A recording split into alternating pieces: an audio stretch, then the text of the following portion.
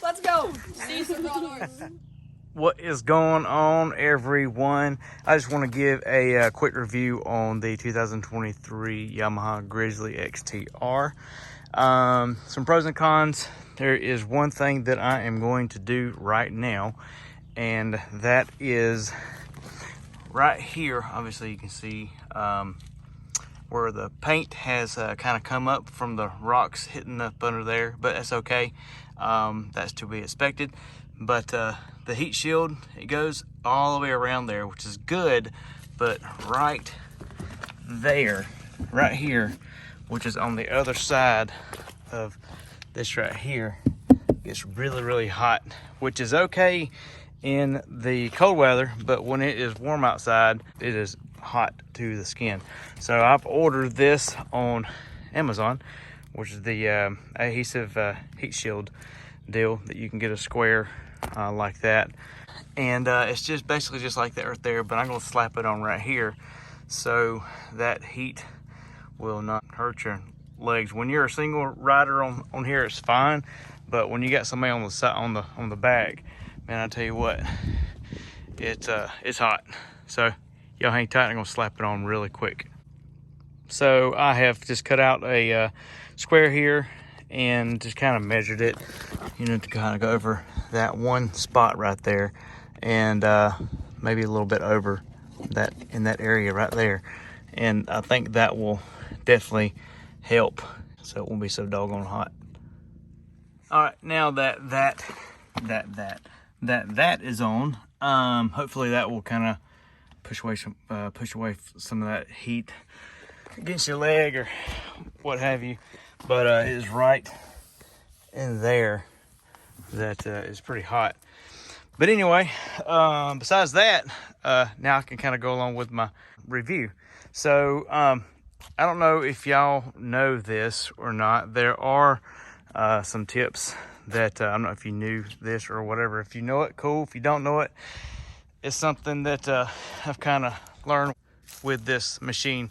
I own a Suzuki King Quad 500, and my brother has a 750. And the cool thing about some of these, I don't know, tips, I guess you can say, is if you have it in high gear and it's not in park or anything like that, see, it's just in high gear right now, I can actually turn this sucker on, turn the key on like normal, and if I push the brake right here on the foot brake, which is the back brake, or if I hold this brake down, it will start up. So didn't know if you knew that or not. So boom, it is in high gear right now, and I can just cut the sucker off, which is pretty cool. If you did not have it in park, I know the Suzuki King Quad doesn't have a park.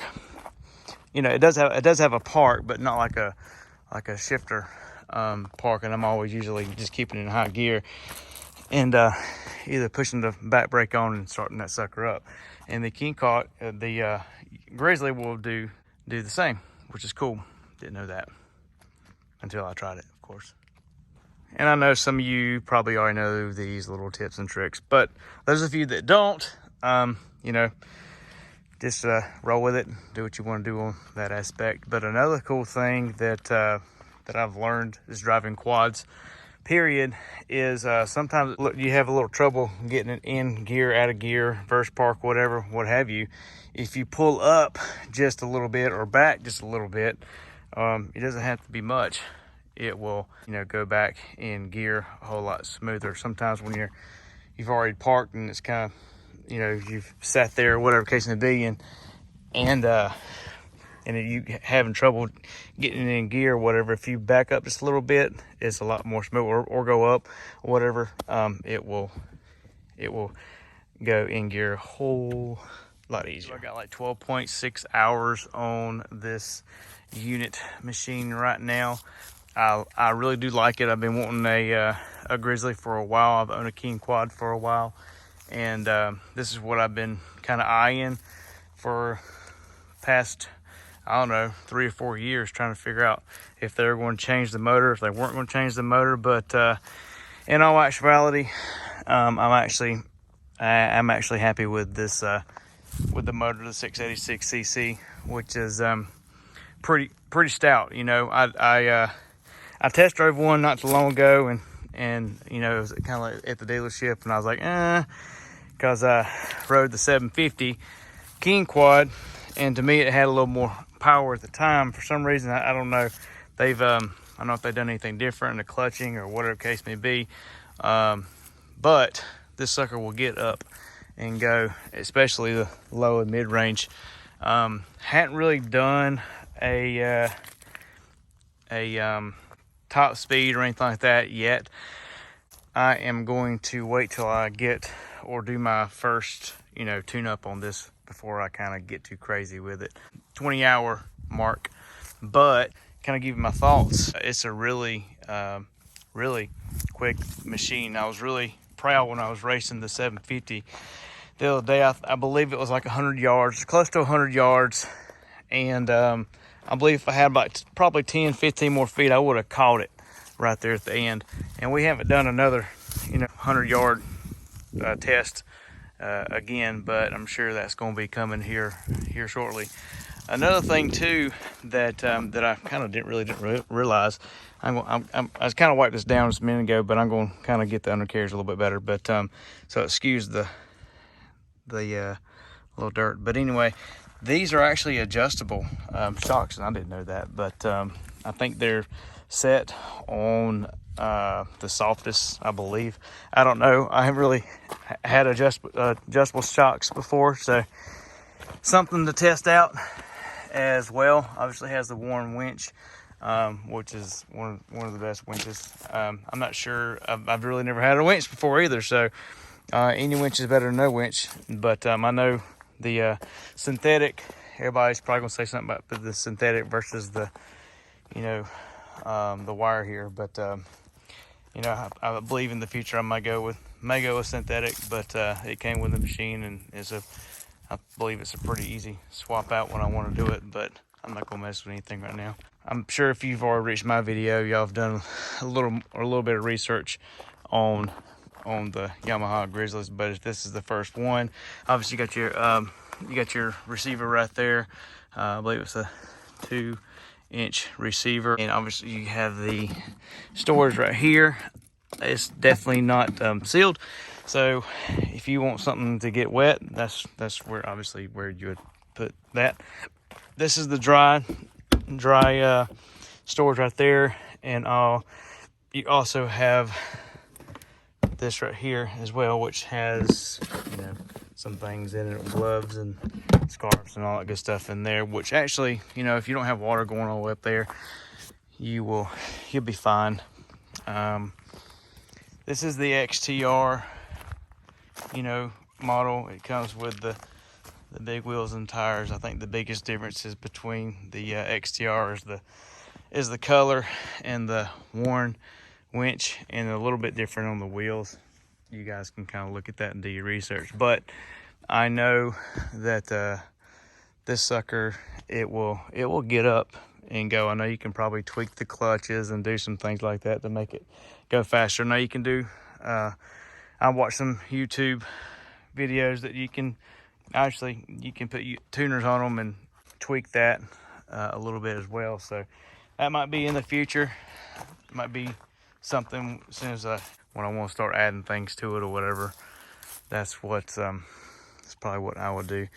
Pros and cons, you know, I guess one of the cons was it getting kind of warm right there underneath it, but I believe that's a quick fix right there. Order some of that adhesive heat stuff, which is good. And another thing that gets warm too is inside of here, which right now, you know, when it's kind of cool outside, it's fine, and you can actually put your hands in there and warm them up a little bit. You can keep your gloves in there, keep them warm a little bit when it's in the cold days, but I probably wouldn't want to put any water in there unless you want some warm water.